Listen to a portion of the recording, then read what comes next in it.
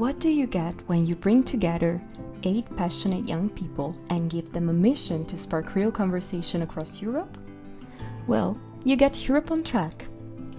This year, the red and purple teams packed their bags and hit the road, traveling from city to city, running workshops, asking bold questions, meeting strangers who quickly became friends, and creating space for stories that often go unheard.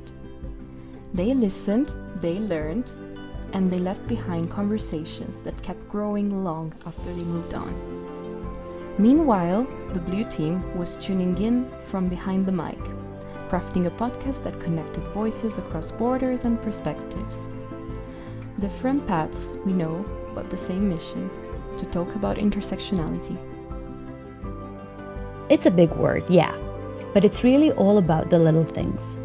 How different parts of who we are, like our race, gender, sexuality, class, ability, overlap and shape the way we experience the world, the chances we get, the walls we hit, the things people assume about us before we even speak.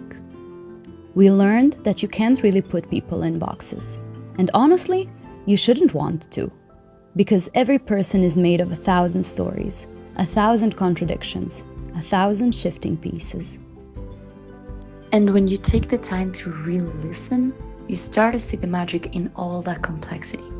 So here's to every train ride, every interview, every mic check and cafe brainstorm. To the awkward icebreakers that turn into real connections. To the youth voices pushing boundaries, asking better questions and shaping the future one stop at a time.